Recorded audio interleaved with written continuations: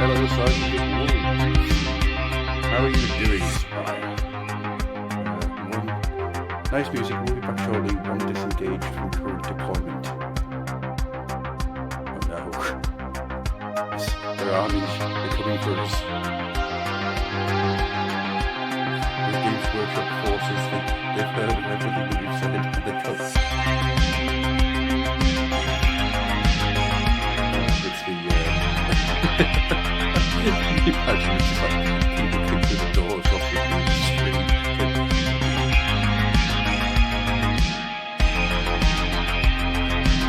Yeah, it's just we've heard your show.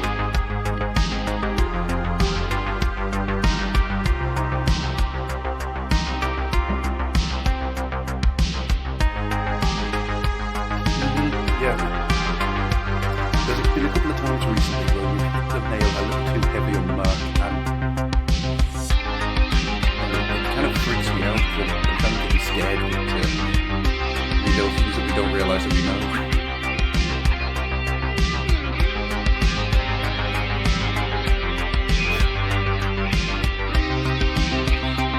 I think that's probably a part of it. I think it's sort of logic, working stuff out logically, knowing how things are going to set out, but also a wish list.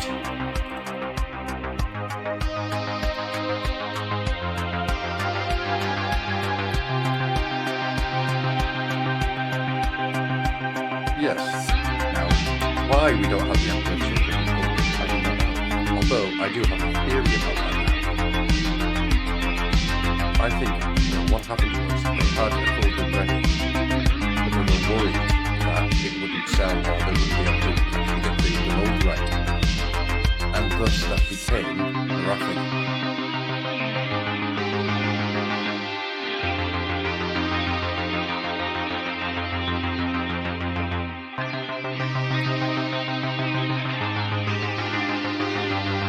Oh, absolutely.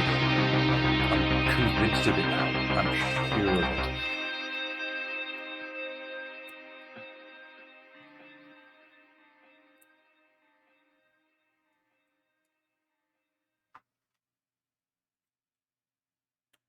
Yeah.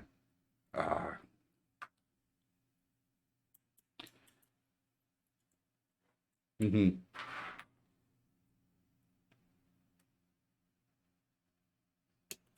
Well, yeah, you're going to have that serpentine look no matter what you do.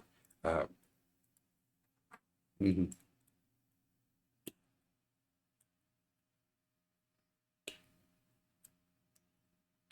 I think it depends, because if you think about what we know, all we know of what Fulgrim looks like now is he has a serpentine feel to him, and we know he has wings.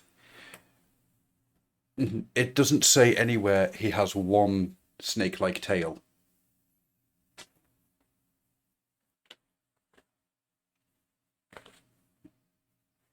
Mm-hmm.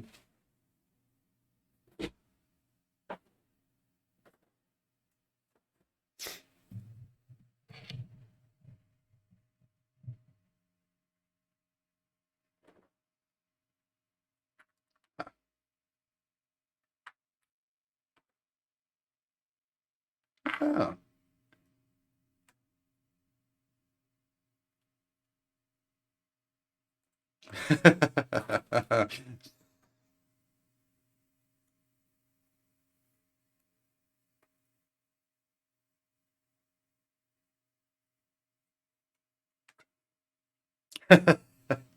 Just spends his day doing what he wishes to do, which is get punched. I'm just trying to.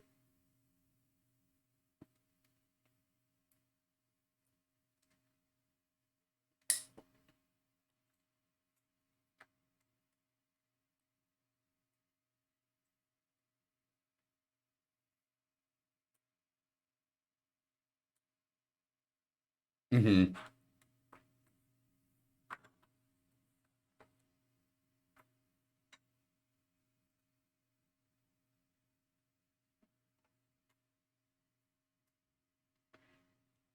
Now, what can they do with a warp smith to make it different? Hmm.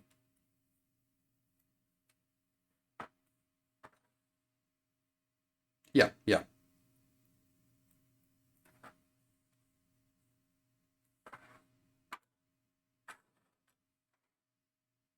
yeah. You kind of want to try and find. Well, that's always been the problem, hasn't it? It's how do you differentiate between an imperial thing and a chaos thing? And it's the problem I had for years because if you stray too far away from it, it doesn't work. We saw that with the obliterators. Yeah, oh no, absolutely. It's a very very difficult.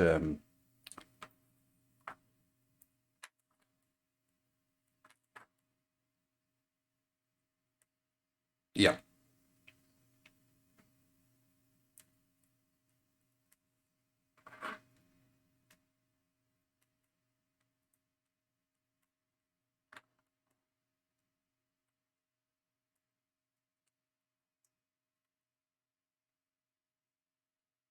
Hmm. Yeah. Um,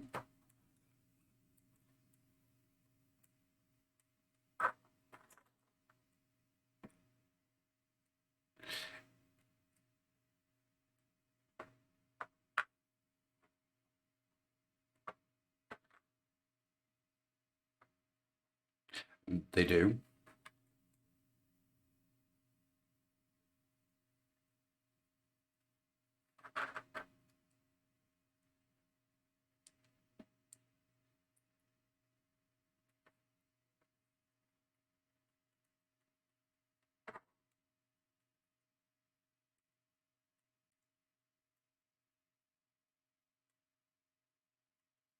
Yeah.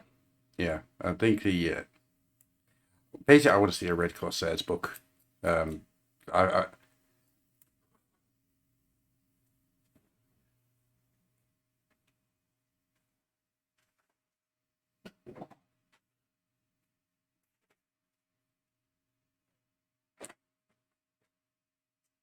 oh yes.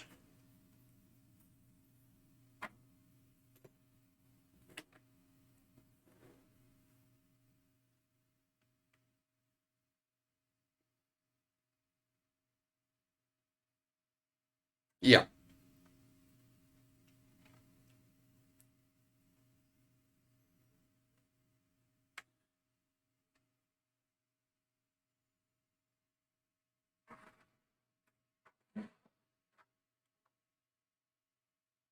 Hmm. I think there's something about Renegade which I find fascinating. They when you got the Chaos Power Marines, the Death Guard and Emperor's Children et al. You can see that there's a series of events that brings them to where they are. When you get the Renegade ones, hmm, what's up? Oh right, okay. Right. Okie dokes. Okay, let's see what I can work out.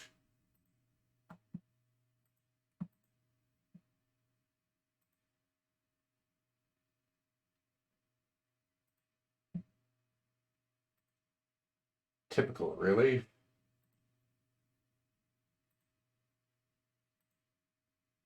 Hmm, nice. Okay, but you're not coming through. That's an annoyance.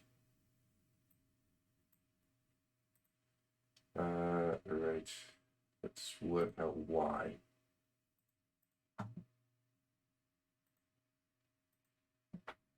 Oh, bloody things and stuff. Okay, so ladies and gentlemen, as is quite obvious, we are still learning this. USB live camera audio, I'm assuming that's it. Now, we kind of need, if you could talk, George, and then listen to see if you...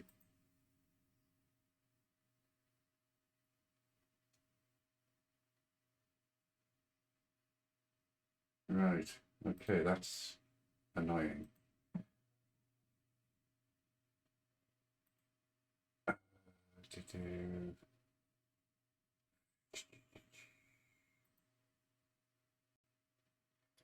I can't remember off the top of my head, which is an annoyance. Right. Audio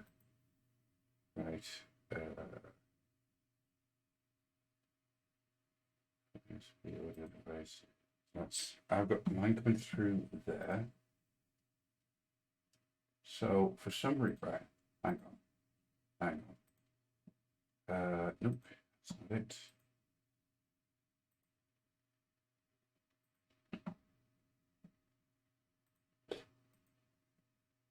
I think that's going to be the easiest way of doing it. Right, so we've got all of that set up.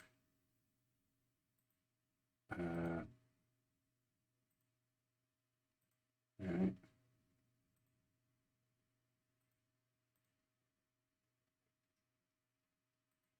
Yes, my apologies. I'm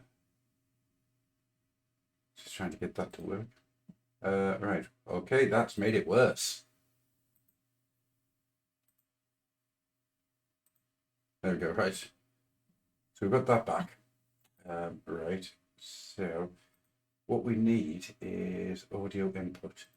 So why is there no audio input that I can use?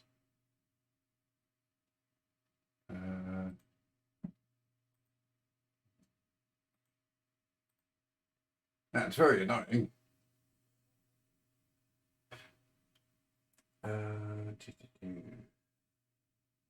Let's, now, as far as I can see, all this should be working.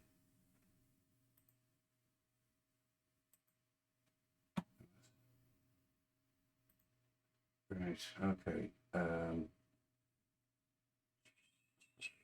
I can't see a reason why it wouldn't be.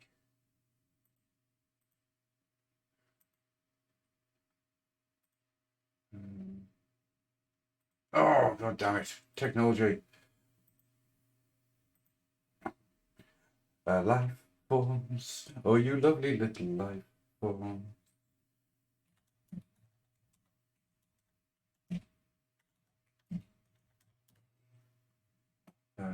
Right. Oh, yes, settings audio. Yeah, you got that. Set your speakers to main speakers. Yep, that's right. So let's go into the settings. He says looking for the settings. Why is there no settings? There really isn't any settings. Aha!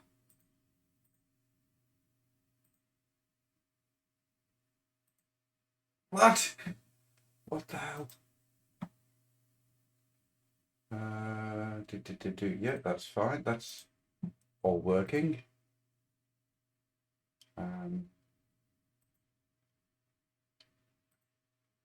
Oh, the hate technology I does.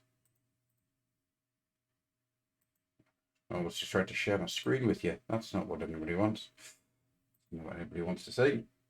Share screen chat. Security. No. Security settings. No, that's not what we want. Right, here we go. Audio. Yeah, that's fine. What? Synaptics audio. There isn't a Synaptic audio.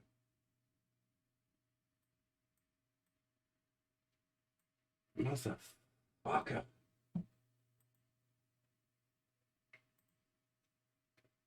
Right. Sorry, Matt. For some reason, George has broken the internet. And as a result, uh, we can't actually seem to get him going. There's no sound. And I don't understand why. It's very upsetting. So if you want to speak to Matt through the power of text force, I'm screaming horrendously at everything that's ever existed. Ever.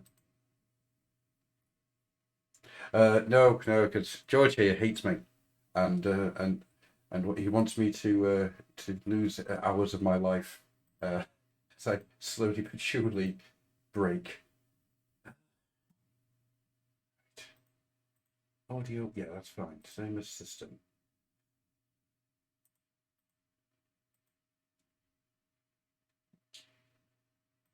Yes, that would be absolutely lovely. I don't understand. There is absolutely no reason why you shouldn't be coming through.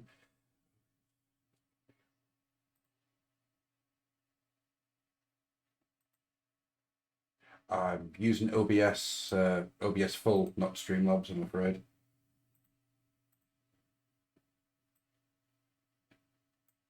Well, no, because Streamlabs is this is the more in-depth version.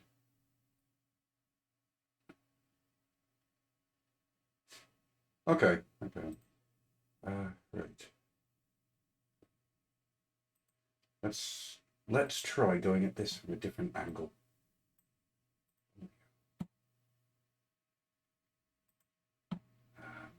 I apologize for how boring this is.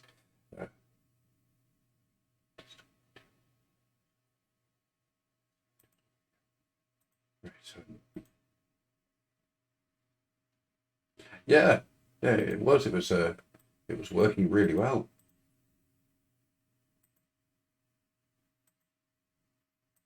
Apparently, there should be a same as above.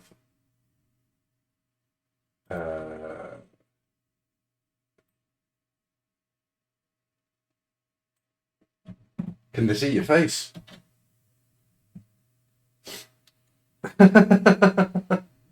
Yeah, I can hear George fine. It's something to do with the way it's coming through to the stream, and I cannot see any reason why. Hang on, right. I've defaulted everything. Now speak, George, and let's see if that works. There's a joke in the chat from I can hear myself. Excellent. Excellent. Right, That okay. sounds good. Excellent. So basically, what I had to do is completely and utterly set everything to default and just go. Okay, clear. Excellent. Yes, hello guys. How you doing? Lovely to be heard. Actually, yay! Ah, man. Yes. What we will. Now you just need to turn me down a notch. Apparently, I'm a bit loud. That may just be me, Matt. I may just be naturally loud. After all that, George, I'm just going to constantly sit here and mute and unmute you so you sound like staccato.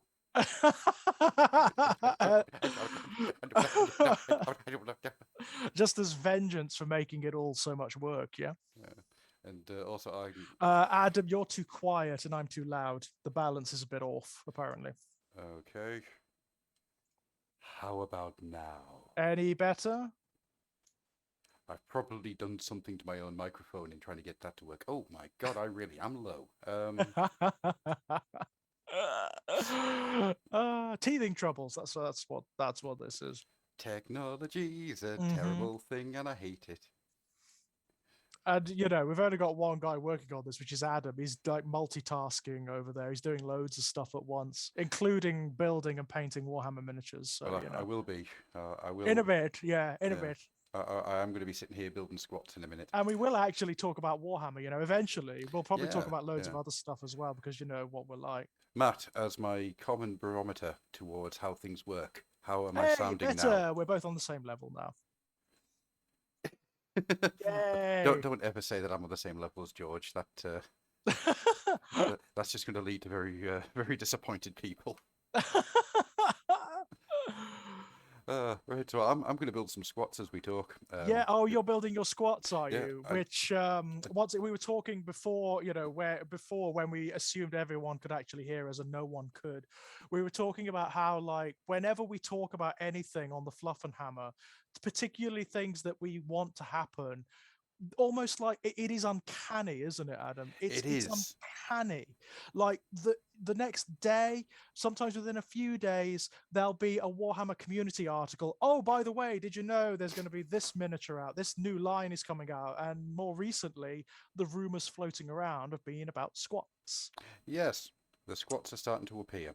Apparently so. Although Apparently, not yeah. in the next year. So No, that makes me feel a bit better. I'm thinking that from what I understand, the scuttlebutt says 2022 Yeah, yeah. for the So squats, and they'll be different. I mean, mhm. they won't be called the squats. They won't. They'll be called something else. Maybe that term will occur. I was Uh, thinking that they might use the Demigurg, but then I yes, was I looking think at so. it and I don't think they will. No, Because why? the Demigurg, um, now it's weird because the Demigurg only ever appeared in a couple of pages of Battlestar. No, not Battlestar Gothic. No, that's the wrong thing entirely. Hmm. Um, what the hell was it called? Battlefleet Gothic. Oh, Battlefleet Gothic. Yeah, What the ship to ship yeah. battle game? They only ever turned up in there Hmm. as a Tau um, warship. Oh, right. That's interesting. As one of the species that have been Yeah, incorporated yeah. into the Tau Collective. And Yeah. they were short, they were stocky, and they had big beards, but they were Mhm. crystalline. They Oh. There's a couple of really cool little pictures of them kicking around, which are little concept things done Hmm. by Jez Goodwin, and they look amazing. But Yeah. I don't see them Interesting. going to that because if they're going to do the squats, then they'll do the squats. Yeah. Yeah. Yeah. I just hope that they find something for them. Yeah, I mean, like the difficulty. I mean, we talked about this last time, but the real difficulty I find with them is where do they fit? Especially nowadays, where you've got the Adeptus Mechanicum, Yeah. which kind of fulfills their battlefield role, or like the battlefield role they used to have, which is that big hyper technology ordnance hmm army. Well, I mean, there's a reason that every squat in every republished book gets turned into a tech priest. Right, You right. know, much to my annoyance. Mm. It's an odd one, isn't it? I don't know what they do with them, what kind of army they would be. I would assume that, I mean, if they're anything like their old Epic incarnation, massive emphasis on really big vehicles, like really big vehicles. I think the sensible thing to do with them would be to start just make a couple of units and a couple of Mm. vehicles, and then they're part of the Imperial Guard. Yeah, I think that yeah. it's going to be as simple as that. That might be a very clever thing to do, actually, because I mean, it will introduce some much needed variety Yeah, into like the Imperial Guard, aka Astra Militarium. And it would also mean they wouldn't have to create a whole new army that already whose role is already fulfilled in the game. I just want to stop you for a second Yes. because I just want to mention that Sean Dunn. Mm. I'm going to find out where he lives, and I'm Why? going to set him on fire. Why? In the chat, he's just said, "Remember that episodes of Life Swords where the power went out." For those who were not involved in yesterday's chat, my Mm. wife decided to make a Twitch account, come on Mm. Twitch, and proceeded to talk about a TV show that never existed called Life Swords. Brilliant. And because everyone's a bastard, everyone ran with it. Brilliant. Everyone, Absolutely. everyone ran with it. That's brilliant. I love it. I love it to bits. That's almost like an ARG style thing, isn't it? Yes, yes, it is. Wouldn't it be great if you could, like, in all sincerity, like, convince the internet that a show existed? Well, it actually almost happened to me once. Um, so when Joseph was I say quite young, he's still quite won an Emmy. I was going to say, when Joseph was still quite young. When Joseph was still quite young, he won an Emmy. We watched a thing called Little Baby Bum, Hmm. which was just nursery rhymes and stuff. Right, right. If anybody wants to see true lazy, lazy programming, I recommend Little Baby Bum. It's irritating. Um, I've just shot a squat across the room. Hmm. Whoopsie daisy. You don't get this when it's And just a another one. podcast. Yeah. Oh, I do apologise. I've still got this bloody cold. It's ridiculous.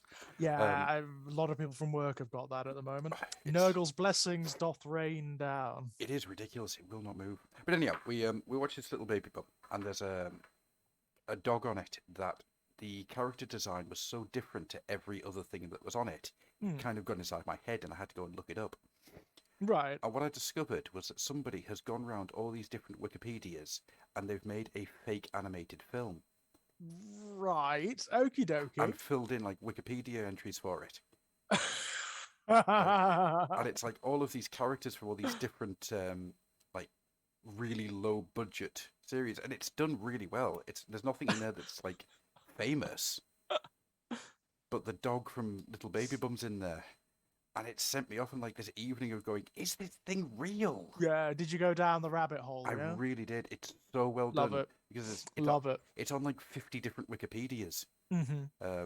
Like ranging from Blue's Clues right the way through to actual Yeah. Wikipedia. I love that stuff. I'm a big mark for that stuff. Not in the sense that I believe it's real, but in the sense that I really enjoy it. You know. Oh yeah, it's- There's a guy on YouTube called Nightmind, and he kind of he does explorations of all of these various ARGs and things like Mhm. that. He's a very good barometer for what's going on out there. And there's some amazing stuff that I've found through his channel. I mean, like really sincerely brilliant works of horror, just strangeness, Mhm. absolute strangeness. I think it's through him that I discovered Don't Hug Me, I'm Scared, you know. Ah, I do not know how the hell I found Don't Hug Me, I'm Scared. For most people, it seems to be like through word of mouth, Yeah, it must have been.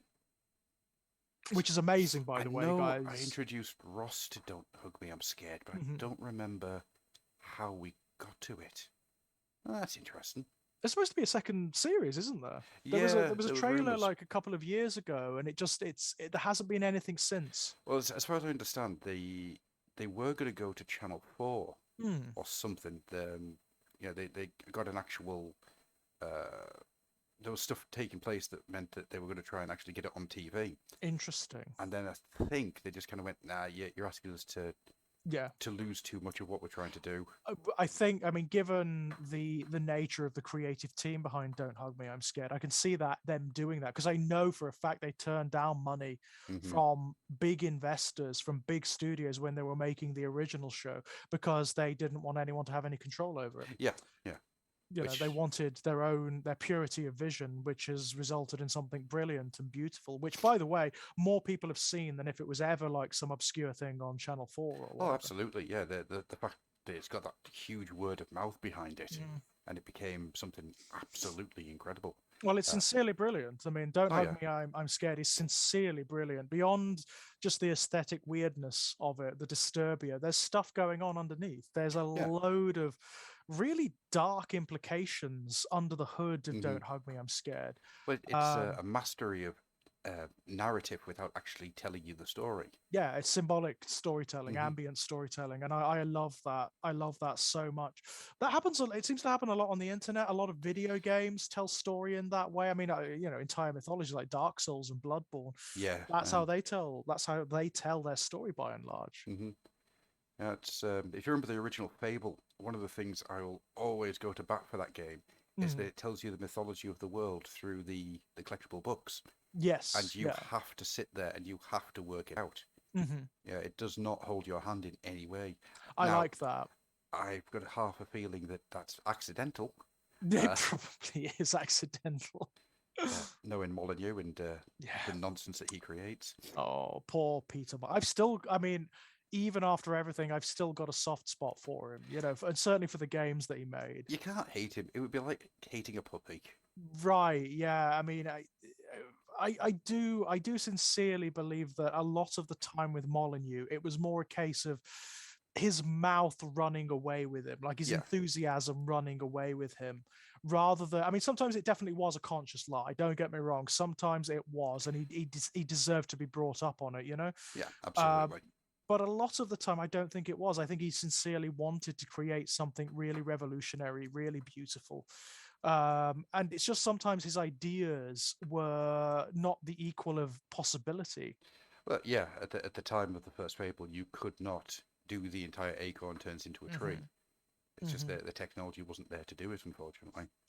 Yeah, it's a shame because I'm sure there is still like sincere genius there. Absolutely. But he could not come back now. Stitcher98 says, "Hi, I am dual streaming. I have Ha! Andy on my tablet and you on my phone. Love you both." Oh, bro, it's like a war of the fluffs, isn't it? Yeah, Really? yeah. I quite like the idea of like, Andy, you're over there, are you doing your own thing? Brilliant. And we're here, missing you. Yeah, yeah, right. I wonder how we can make him feel guilty for it. It's almost like Andy is in the black hole somewhere, has been banished. Not banished, more like you know when you know when Vulcan goes to Fulgrim's Happy House of Fun. Yes. It's more like that. It's more like that, is it? Yeah. Okay, fine, fair enough. You know, when Fulgrim wakes up and there's sorry, when Vulcan wakes up and there's just Fulgrim. Welcome to my house of fun. That's what it is. The thing is, everywhere Fulgrim goes is a house of fun. It's just Well, his nature. it's like anything else in life, isn't it? It all depends on how you look at it. Just his nature.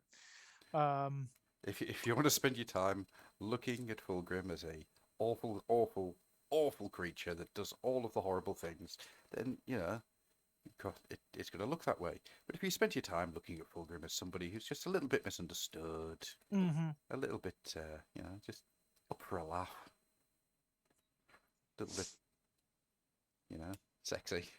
Yeah, well, he's definitely the sexy Primarch, isn't he? There aren't many of them, but he is What, kind of the one, isn't he? are you honestly going to sit there and tell me that Magnus isn't the sexiest Primarch? Because fucking Yeah, hell. Magnus is different though. Magnus has got a sexy mind, you know? And an 8-pack.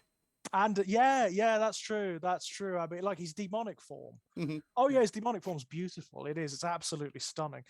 Um, but yeah, it's a different kind of appeal. I mean, Fulgrim is like genuinely attractive, Yeah, yeah. I and mean, they've done that deliberately, obviously, because he's supposed to be.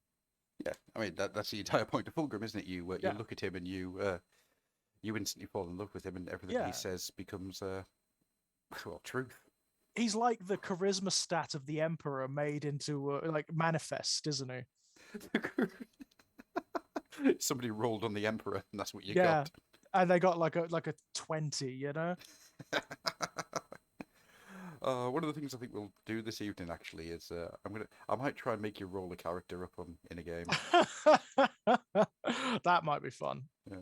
I've actually got something here for later on, which you might find interesting. Hmm.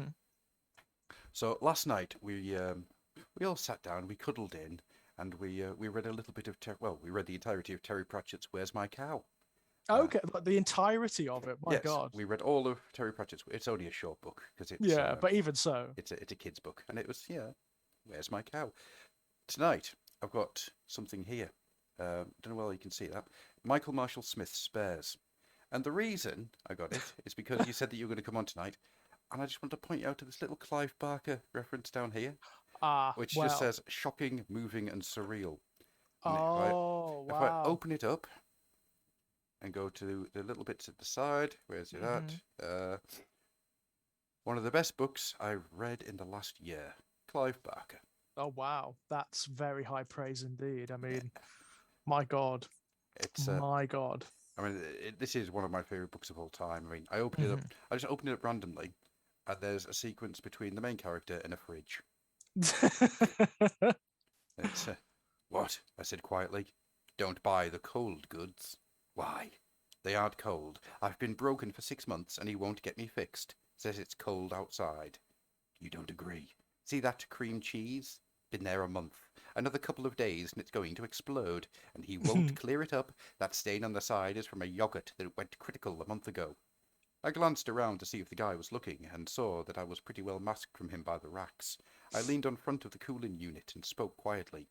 What else can you tell me about him? He's a slob. anything else, like what his problem is. Look, I'm just a fucking fridge. Don't buy the cool goods, is all I'm saying. It sounds like the kind of discourse you have in Disco Elysium, Yeah, doesn't it? a little bit. You know? Just a tiny, tiny bit, yeah. Which, by the way, guys, if you haven't played, get it. There's kind of no excuse now. It's available on Steam. It's on the PS4 store. I don't know if it's available on Xbox, but it should be. That game is something else. It's not a. Sure it is.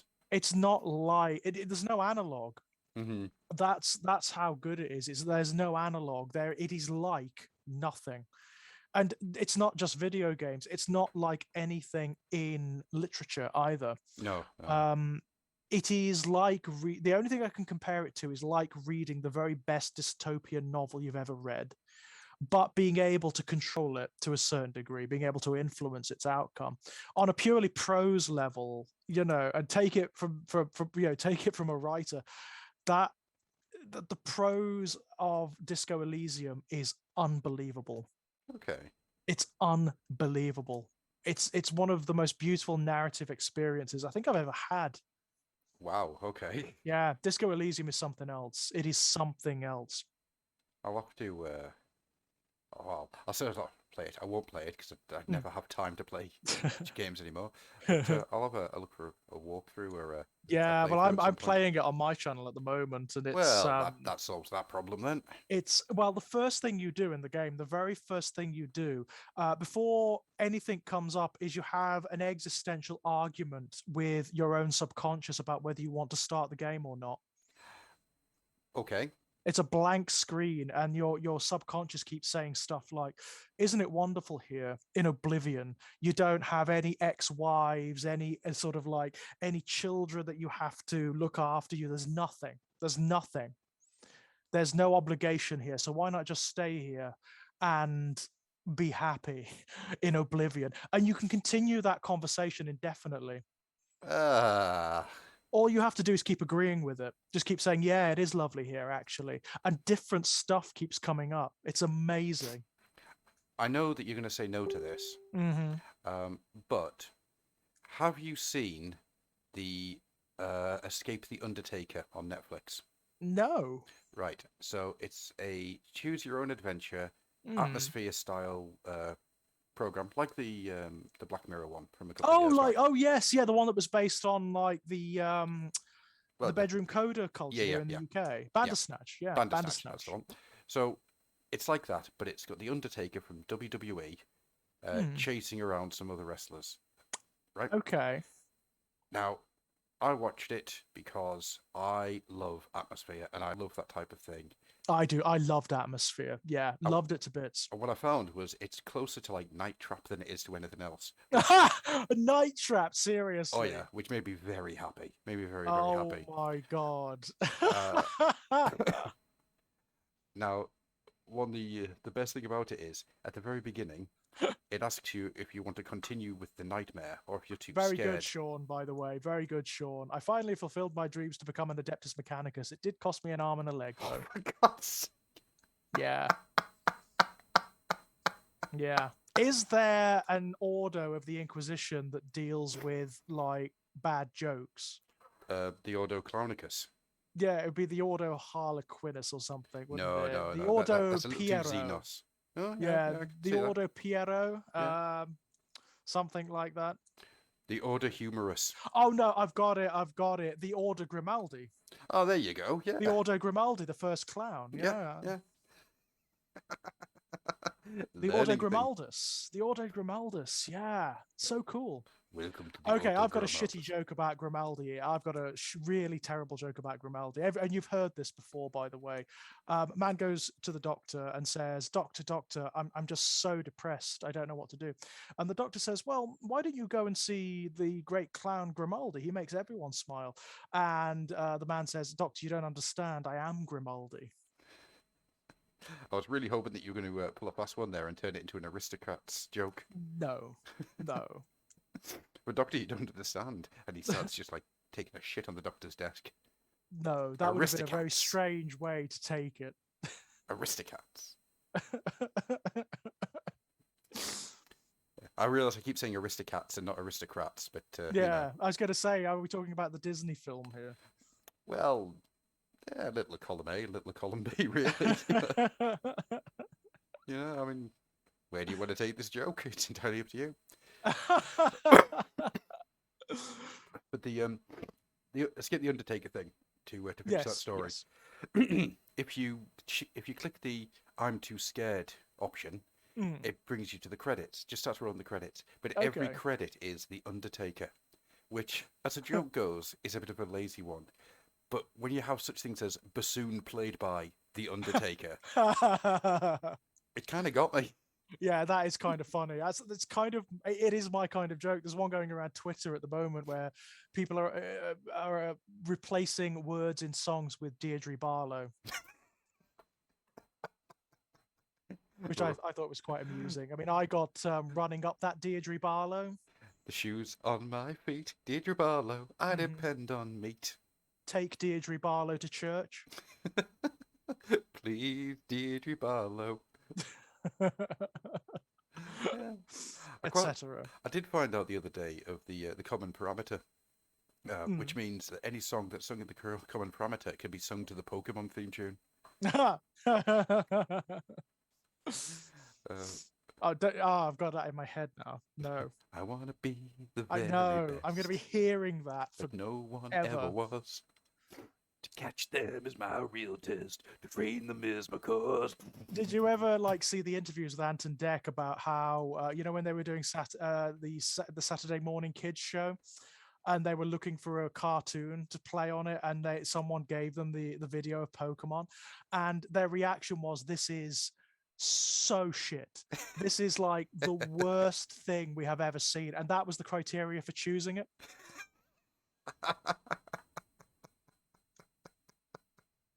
Oh, taste.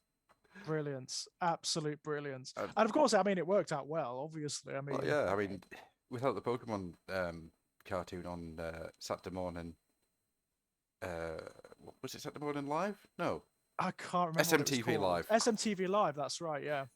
Without that, they wouldn't have done half the jokes that they managed to get. Right, right. Right, I've got whilst I'm just waiting for something to dry. Hmm. Everybody who's in the chat, I've got a Sister of Battle here.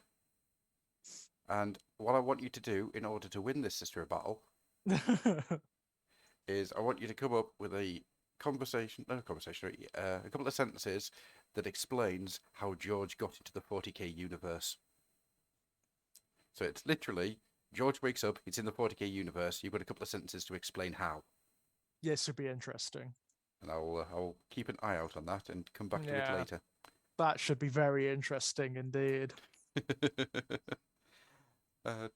Let's have a look at the. Considering that, like, we live in the UK, we're not a million miles away at this point. Well, no, I mean the only difference being that there isn't a giant godhead just sitting there half carrying. Oh, wait, Give hang it on. time. Wait a Give second. it time. Let me the 40 the 401k universe. Wait a minute, I've been putting my money into 40k, not 401k. Oh no. It's been a terrible, terrible life choice. Too much ice cream. That's very likely, Matt, to be perfectly honest. I have the diet of a small child. What, you eat small children? No, in the sense that I eat like ridiculous amounts of sweets and chocolate. And... But you did say that you wanted to, if you could have any kind of shop, it would be a confectionery shop. Oh yeah, absolutely, it would. Absolutely, I love to bake, man. I can see, like, from where I'm sitting, there is a big box of brownies that I baked the other day, just over there. Sean is literally in the Warhammer wiki trying to make up a joke. Oh, actually doing research that you've got to give props for that, don't you? Doing actual research. I take my my hat off to you, mate. That's amazing. Too much of a sherbet dip dab. Again, very likely. Oh man. Very likely. Or unless in this instance sherbet dip dab actually is a metaphor or a euphemism, which it might be. What for? That's Well, I mean, the sherbet is obvious, you know. Yeah, true, true. That's just more the dib dab part of it I'm trying to work out. Just sitting there with Although, like you a. know, even when it comes to the, I'm not really a cocaine kind of guy. Leave that to Doom Rider. Ah, yes. Doom Rider, everyone's favorite 40k coke Didn't addict. they? Didn't he occur in some background not too long ago where he got his head chopped off by an inquisitor or something? I don't know. I believe he did. I do believe he did. They actually did include him in a little bit of background where he got his head chopped off. I don't believe for a second that anyone in Games Workshop remembers that they came up with Doom Rider. No, no. I Right. mean, wouldn't it be great if they brought him back though? If they did like an Emperor's Children Codex and alongside Lucius, he was actually one of the special characters, that would be great. I mean, like the old model, yeah, it was crap. It was terrible. But can you imagine what they could do with him now? Well, I'd want him to be literally surfing on that Yeah. bike. Yeah, Well, they described him in the background as the bike being a flame. He was yeah, Doom. I mean, he was Ghost Rider. He's the 40k equivalent of Ghost Rider, you know. So he had absolutely. like flaming wheels. Of course, he did it. The model didn't. It was just a bog standard Chaos Space Marine bike. But if they could do it now, they could actually do like a flying, flaming wheeled bike. But let's not be charitable here. When you say it was just a Chaos Marine bike, what you mean Mhm. is it was just the Space Marine bike with that Mhm. extra um, uh, bit of Yeah. sprue to go with it. There's a reason why Doom Rider was never, after that third ed codex in which he occurred, never heard from again. They didn't bring him back for the 3.5 codex. They didn't even do like a Hang on, picture of the what? miniature. Nope, he wasn't in that. Didn't realize they never brought him back for that. Nope. So like he must be one of the shortest lived characters in 40k in terms of the span of the game in which he occurred. Yeah, And that's because he was crap. Everything about him was crap. The miniature was crap. The concept was crap. The rules were god awful I for will Doom Rider. I will let you have that the miniature was crap, and I'll let you have that the rules were crap. I will not let Mhm. you have that the concept was crap. You like the concept. Well, how could you not? I mean, he's just like flying on, right on, fight on, Doom They Rider. replaced it. They replaced him with Lucius Hmm. in the 3.5 codex, and Lucius, of course, has gone on to be like, the main Emperor's Children character. Sorry, I'm just choking because uh, Sean's got me with that one. The What's a Space Marine's favorite tea? Gravity. gravity. Oh, Matty says, Oh, "Oh, I got it. George woke up after a heavily sugar-eating crash-induced coma, probably very helped with likely. a bottle of port. Again, likely. He looks around, declares he'll never touch sugar again, goes for the port. And is lying. Just as an appendix, is lying. Um, my God, if you have like, I mean, port is basically like sugar anyway. Hmm.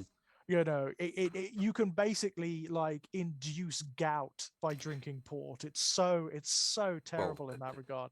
they So did like going on in going the on a early sugar 1900s. That's right, exactly what going on a happened. sugar binge first and then drinking port. Yeah. Wait until I actually know Warhammer, then I'll be unstoppable. I don't know, man. I think no one's going to stop you now, to be honest with you. But I'm not opposed to the idea of Doom Rider coming back. I think they could actually do work with him now. I think you could do a lot with Doom Rider. I mean, let's face it. What's the major issue with Doom Rider? He's just a little too over the top to It's a work. bit goofy, Yeah. isn't it? It's a bit goofy. That's the problem. And I mean, they probably won't do it now because of the way they've taken Slaanesh. Hmm. Slaanesh isn't like that anymore. Slaanesh has this wonderful new quality to him, where they've gone down the more Clive Barker Cenobitic Hellraiser route Yeah. with him, Yeah. which I love, by the way. I mean, obviously, how can I not love that? And also down that route of the Seven Deadly Sins as well. Yeah. That's the part of it I really like. I love that to bits. I think that is the aspects of Slaanesh that have come about and the way they use that to inform like the miniature range. Hmm. So you've got avatars of the different aspects of Slaanesh. like Glutus Ascolion, obviously, who is the avatar of the Circle of Gluttony, Zigfold, who's become the avatar of the Circle of Vainglory, and so on and so forth. I think that is absolutely brilliant. I think the idea of using the circles is a good one. Tying into like the sort of Dante myth, Yeah, the it's Infernal brilliant. myth, but without. It's one of the things I really like about where we are with Games Workshop and the lore building at the moment. They do a really good job of making things seem just familiar enough without Yes. getting right into it. I mean, Yeah. you look at some of the stuff in second and third ed fantasy battle, and it's so on the nose, it's unreal. Yeah, it's very overt, isn't it? Yeah. It just, I mean, a lot of the time, the way that the background is communicated back in those days, it just gives it to you, doesn't Yeah, it? It just states what is. All the lore in the army books just says this is this, and this is this, and this is where this person lives, and this is what they do. It's much more narrative now. That's what I find. Yeah, I mean, the fact that you can build up all of the different ideas and concepts and stuff without things ever being. I mean, obviously, there's a lot of stuff out there which is cemented in, and it says this is exactly how this happens. Yeah. Like Isfan 4 and things like that. Yeah. Yeah, there's not a huge amount of playing around with that.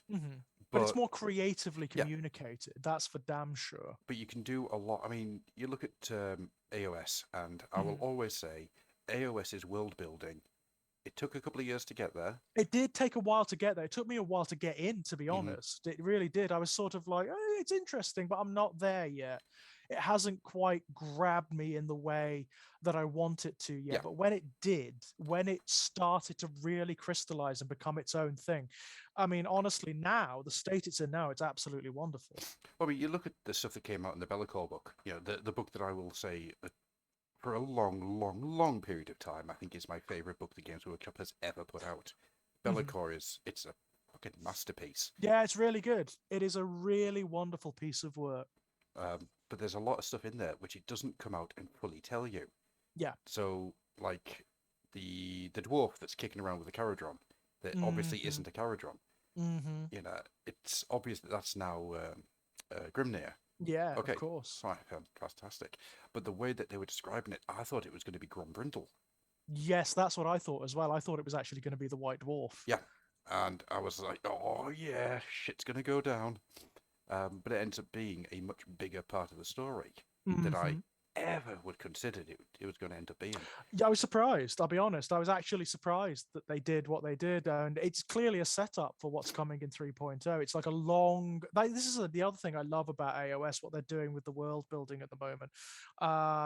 They are seeding in all of these little ideas that pay off later. Yep. It's really clever. Yeah, and you know what one of those ideas is? The one that they keep fucking doing? What's that? This is, fucking Oathbreaker dwarfs. Yeah, now they are coming. Yeah. Oh, there's no two ways around it. I mean, like, that seems to be like one of the most certain rumors out there. But that the Oathbreaker dwarfs are coming at some point. Well, it's not just rumor, is it? I mean, at this point in time, they're actually in the fiction. They're being mentioned by fucking name. And you've even got, I mean, you have them occurring in little bits in like Warcry, war bands and whatnot. So yeah, it's got to happen. It's got to happen. Oh, Cacodemon Slayer 14. Hello, welcome. Take a seat. Just found out about this and created a Twitch account. Brilliant. Thank you so much. I'm going to guess that the sight of George just sends people into a frenzy and they all make Twitch accounts. It must be that. Yeah, in my low-res, grainy, ill-lit fashion. No, you say low-res. I think this is just how you look. Yeah, this is actually how I appear in real life, all fuzzy and soft-edged and whatnot. I've met you a couple of times in the flesh, George, and every time I've just thought I was in a Silent Hill game. Yeah. This is how it happens. This is how it ends. Not with a bang, not with a whimper, but with low-res reality. Oh yeah, if I have anything to do about it, absolutely. But yeah, I mean, like, it's like the subtle changes as well. I mean, we were talking about Slaanesh earlier, and we've spoken about this on the main show, but the way they've subtly shifted the emphasis of Slaanesh, so he's something different now. Yeah, he's no longer just the pleasure and pain. Right. There's a lot of elements Yeah, it's not. I mean, the thing that they take pains to say in this book, in the new Hedonites book, is that Slanesh, really very much unlike the other Chaos gods, is not informed by any one single emotion. No. All of the others have a particular emotion that they're coalesced around, and then a whole suite of other emotions that are attuned to that. So Khorne is anger, Zeech is hope, and Nurgle is despair. Those are like the elemental cores of them. Hmm. Slanesh doesn't have one. With No. Slanesh, it's the degree of the emotion. Yeah, it's It's obsession. that's the word. That's the word right there. So it's obsession and excess. So technically, and again, the Hedonites book points this out. Technically, all of the other gods kind of feed Slanesh. There's Yes, a part of the other gods and the other servants of the gods that feed Slanesh. because every god is obsessed with their choice, Right. Is their ability, their yeah, they're it's an avatar of. they are all entities of obsession, Yeah. to a greater or lesser degree. And all of them are kind of afraid of Slanesh, apparently, because he has the capacity to insinuate himself amongst them and even potentially influence and overtake them. Kako Demon Slayer says, I thought you guys were going to do something Tuesday, but I got the email from Patreon and decided to come in. So Hey, Tuesday is going to be a Fluff and Hammer show proper. Yep. This is just me and George. This is kind of casual, Yeah, we're just sitting around having a chat. You guys informing what we're doing. And, Tuesday's going to be like a fluff and hammer. Yes, this is a chilling build where we all just sit Yeah, around. this is like hobby discussion, that kind of thing. Yeah. Although I'm sure certain things will come up. There'll be crossover. I've no doubt. Oh, absolutely, there will be. I don't think for a second that that's not the case. I'll tell you one thing I do need to do, though. I need to get off my ass and start doing stuff with these. I mean, what's taken a lot of my time lately is my Thousand Sons, obviously, because I, Yeah. just absolutely enamored with them at the moment. And Fabius, of course. I've been painting up Fabius, who is beautiful. The work you've done on him is gorgeous. Oh, he's beautiful. He's so much fun to paint. Mm-hmm. Oh, he's so much fun to paint because that whole flesh coat thing. It's just amazing fun. It's amazing fun. I'm not gonna lie. I'm a little upset that you didn't give him a flesh mop. Just like instead of his like rod of torment, Yep. just altered the rod of torment a bit and made it into a flesh mop. Yeah. Yeah. Holy crap. I will do that for one of my Emperor's children when I get round to doing them proper. One of them will have a flesh mop of some description. Awesome. Because it fits, doesn't it? I've just discovered I've got a load of servitors. Not servitors, servo skulls. Oh, hello. Yeah. Didn't know I had them. I did that the other day. I was searching through and I found like this load of Adeptus Mechanicus stuff and I don't know where it came from. No idea. Not the first clue. Whether it came with like one of the boxed games or something. Yeah, I'm going to turn them into Zarngor. Oh yeah. Because this is the thing about Zarngor. You don't have to just assemble the Zarngor set. Anything can become a Zarngor depending on lots of different factors. So if a warp storm engulfs an Adeptus Mechanicus Forge world or something, or if I don't know, a coven of Thousand Sun sorcerers decides to cast some horrible curse on a Forge world or something like that, they can turn them into Zarngor. That's cool. Which is fun, isn't it? So you can I'm making Zarngor at the moment, and some of them are made out of, they've got Adeptus Mechanicus bits, some of them have got Genestealer cult bits to show that they're mutants made from other races and other species and whatnot. You don't just have to have the sort of avian beast men. No, if you're doing Emperor's Children, you kind of want to get as much weirdness in there as you physically can, don't you? Oh, that's the Thousand Sons, but yeah, it's true. Sorry, yes, I meant to say Thousand Sons. Yeah, that's true because they're Zeechan, aren't they? So they could shift and change from one moment to the next, like in the blink of an eye. I've written some fiction from the perspective of Thousand Sons that I'd love to get published someday, by Games Workshop. And now's the time. Yeah, right. Writing for them is really interesting because you're writing for entities that are non-temporal. Hmm. They don't view things in terms of like linear cause and effect. Time is not the same for them as it is for other mortals or other entities. They see things in terms of probability, like fractal probability. So Aye. the way I've written them, like there are like stray echoes of thought from other potential incarnations of them occurring all the time. Oh, that's cool. It's fun, isn't it? I mean, as a writer, it's like, I mean, this is the fun of like the 40k universe or the AOS Mortal Realms. There's so much fun to be had. Oh yeah, it's anything that can happen probably can and probably Yeah, should. you can delve so. I mean, at the moment, I mean, the Black Library are going to throw open their gates very soon, aren't they? It's Uh-huh. very soon, actually. Actually, speaking of the Black Library, Mm. just because I don't think anyone is ever going to be as excited as I am about this, but fucking Ah, Adrian yes. Sosovsky is writing Hmm. a fucking Gene Stealer cult book. That was the thing. We were talking about that not like a couple of weeks ago, how there's a lack of main novel series dealing with gene stealer cults from the Yeah. Black Library. And what happens? That like literally within like within the next week, a whole article on Warhammer Community about how like a fairly well-known writer is now going to be writing a Gene Stealer cult book, potentially a series Yeah. of Gene Stealer cult books, and it's like, fucking hell. Yeah, it's you can't make it up, can you? It's ridiculous. Yes, this is what I look like. I'm Zeechan, so I do tend to shift and change depending on lots of different factors. But yes, this is what I look like. Well, this is what you look Um, like today. this is what I look like today at the moment, and within the remit of your perceptions. Of course, yeah. I It mean, could be different for everyone, you know. yeah, there's a you got the slight problem, of course, that humans can only see in those little 3 dimensions. Yeah, Yeah, I am basically Lovecraftian at this point. I like at this point. Yeah. Like there was a point where you weren't. You just slowly No, over no, time. I've had to. Yeah, I've had to ascend to this position, through my occult studies and whatnot. Obviously, obviously. Obs. Yeah. Right. So, But yeah, I mean, of course, and again, this is going to coincide with the Gene Stealer cult release, isn't it? I mean, we know they're going to be released alongside the Adeptus Custodes, aren't they, in Ninth Ed? it seems to be the case, yeah. Which Which is interesting. really weird, and I wouldn't have expected that, to be honest with you. No, I would have thought they'd be released alongside like an Inquisitorial army or maybe the Astra Militaria or something like that, you know?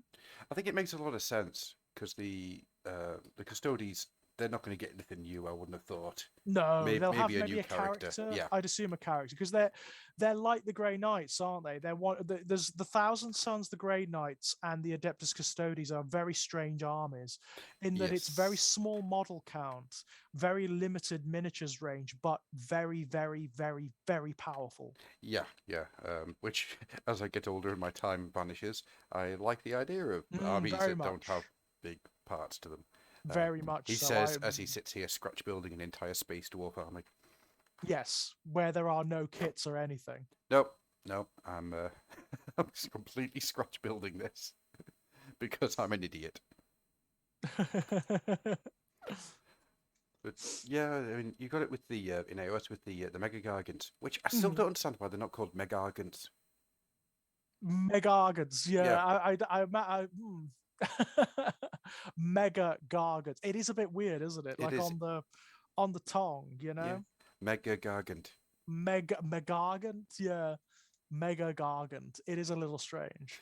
I feel weird for you guys not knowing who I am, so I'll tell you that the secret Kako Demon Slayer 14 is Liberty. Hello, Liberty. Hello, hello. Uh, I, I like the idea that you did that, Liberty, as if you were like a Sailor Moon character. It's like a reveal. Yeah, Yeah, I like that. I want you to be speaking, but someone else has dubbed over your voice. Yeah, your lips don't move, and the voice just keeps on going. Brilliant. I, I want you, from this point forward, I want you to be dubbed by the people that did the Transformers Headmasters dub. No, no. No, no, no. No. Oh god, I went slightly like Emperor Palpatine there, didn't I? You know. No. No. I can't do the Force lightning, unfortunately. I never wear, the Force. No, it's not my thing.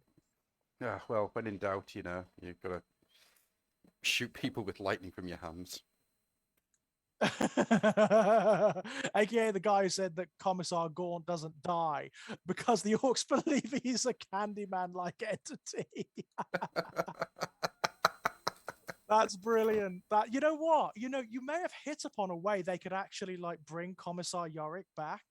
Oh yeah. He could be a ghost. He could be like an orc equivalent of a demon, like something that exists in their subconscious, and so exists. That I love that idea. Also, I feel that because Matt has put it into the chat, I have to say it in the correct style. Fortress Maximus has come himself. What? This is a line from Headmasters, I hope. Yes, it is. I sincerely hope. So the line I think is meant to be something along the lines of Fortress Maximus has come by himself. Right. But it comes out as Fortress Maximus has come himself. I mean, I know that like in the 1980s and early 1990s, the anime dubs was like just get the office temps to do it, but Headmasters is like the epitome of it, isn't it? It's the worst. These people did Godzilla. They should know better. Right. I mean, my God, it's bad, isn't it? Oh, it was. Don't get me wrong. I mean, that show is bonkers anyway, so like it's not going to get much better even with like a professional cast, but it's pretty bad. Matt's just going off on one here. Oh, sorry, it's Liberty. Ninja Consultant. I am Sixshot, Decepticon Ninja Consultant. Okay. Oh, I love Headmasters so much. It's so bad. It's so bad. Well,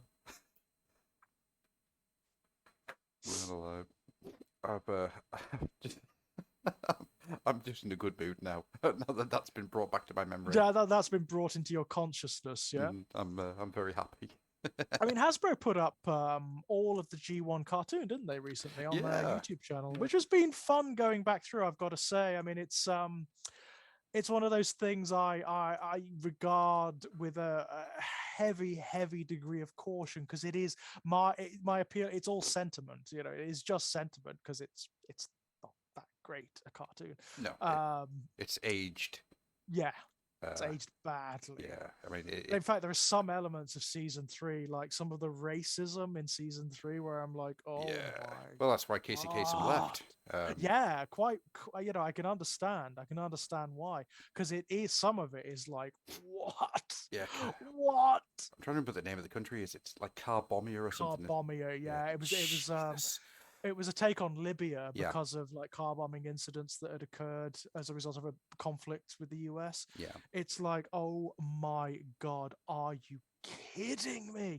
But then again, like during that era, like children's television was very much one of the last bastions of like this old school racism. I was watching I'm currently about halfway through my annual viewing of Nightmare, for those of you from the UK. And don't get me wrong, Nightmare is one of the best shows ever created. Nightmare is genuinely good. It's not just sentiment, it is genuinely brilliant. Mm-hmm. But my favorite season, right, season 6, where everything comes together, where they know what they're doing, they've got the pacing right, they've got like this proper narrative in the quests, they've got like really good traps and character interactions, and the final level, like level 3, is fantastic in that one. It's also the one for some reason where they have the most like unfathomably racist caricatures you have ever seen. Right. There's got to admit, I don't remember there being that much in the way of well, there's a character in season 6 named Arwok. Oh dear. And he is played by a white English actor. Oh no. The same one who plays Lord Fear, actually, Mark Knight. And he is the kind of caricature that would make 1940s US cartoonists say that's a bit much. Right. Oh dear. Yeah. It's like, oh my God. You know, Yeah. it kind of makes you agog to like 2021 eyes. It is like this was into the 1990s, bearing in mind this is Mhm. season 6. So this would have been like 93, 94. Right. It's like, wow. Yeah, the point where you don't really have any kind of excuse for it. It really is like that. There is no chance that Mark Knight has that on his like CV. There is No. no chance. There is I mean, you know, the worst of it, and I couldn't believe this. This is amazing. They even use the racist caricature element of it in a puzzle, right? So Ah, yeah. So there's this whole thing where the team have to buy a spell from Arwok that summons Hordris, the Confuser, the wizard, right? mhm. And the spell he gives to them, it requires action. So they've got to turn around in a full circle, and then they've got to say Hordris's calling name 3 times, which is Malefact. Okay. Can you see where this is going? Given that he's a Chinese stereotype, he says Malefact, and they have to work out that it's actually Malefact, Right. right? Yeah, that's actually a puzzle in it. That's horrendous. It's like, wow. Yeah. Now, don't get me wrong. Don't get me wrong. This is one of those things where you do have to look at it in context, and you've got to like condemn it rightly for what it is. On the other hand, Nightmare is one of the most progressive shows from that era. It's got an equal mix of boys and girls, Mm-hmm. which is for a show in that era that originated in the 1980s is unheard of. It's True. unheard of. Having women, having girls in like a D&D style setting in the mid 1980s, that is brilliant. That is brilliant.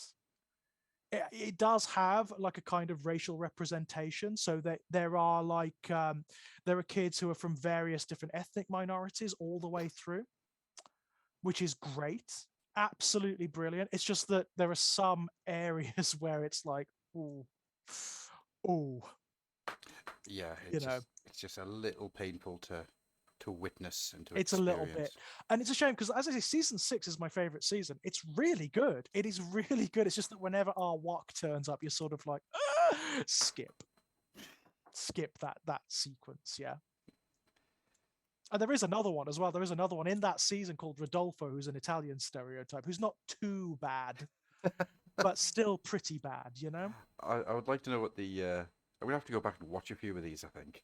Just Oh, Nightmare's great. Nightmare holds up. Generally speaking, Nightmare really holds up. It's really good. In fact, context makes it better. okay. Context makes it like you appreciate how forward it was Mm-hmm. for the era, you know, how imaginative. The only reason they got it made, I imagine, is because nobody knew what they were trying to do. Aye. It's so far removed from almost everything that existed, other than Yeah. that. What was that BBC one called that just predates it slightly? Can't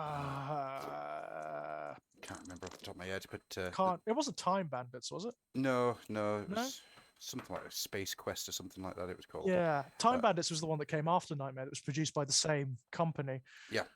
Which is good actually. It was a pretty good show. But no, Nightmare stands up brilliantly. Very, very rare outside of sentiment as well. It is actually a genuinely brilliant show. It's got tension, it's got drama, it's got like it's genuinely hard, it's challenging. Like most adults would find getting through the dungeon difficult. So Mm-hmm. the children who did, those rare children who did manage it, kudos, you know. Well done. It would be really fun to actually talk to some people who completed Nightmare. Well, some people have done it. I mean, there are some podcasts and whatnot where they've had Dungeoneers on and Mhm. whatnot, which was kind of amusing.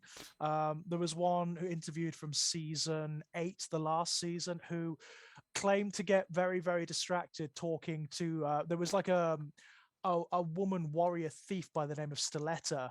It's a good name, All they could see was her legs when they right? were talking to her, and they said they claimed to be rather distracted while talking to her because of that, which is kind of amusing.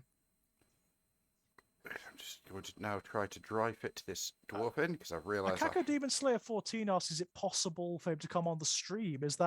Can we do that at the moment with our technical limitations? We're having issues at the moment we with can one thing or another. give it a try. There you go. Give me a second. Let me just put my dwarf down, which isn't a euphemism, I promise. Yeah, it sounds like one though, doesn't it? Does sound like one. Give me 1 second and let's see what we can do with See if you that can actually maneuver this around, yeah? Yeah, there will be a way of doing it. But, I'm just I don't want to tax you guys. with the amount of brain power that I actually have these days, it doesn't take much. It does not take much at all. Right, okay, so if I do that, I love this. When Adam goes off screen, all I can hear is him like technical muttering, which is great. Now you guys can't see my screen, can you? No. That's okay then. That's okay. No, you're fine. Good, because it was still on your little squat bike thingy. He's got big hair. Look at him. Because I'm going to try. Oh god, because I'm going into like people's addresses and stuff. So. Oh right. Oh okay. Yeah. So sensitive information. You don't want to like put that out there. Absolutely not. That would be a data leak, would it not? Yeah. I mean, I think people would come for me for that one, where they would ask questions. Like, I mean, don't get me wrong. If I was going to put anybody's information out there, I would probably just stick George's out. I don't care. Which, of course, when you ask where is George, the answer you get is behind you. Everywhere and nowhere. Many places at once.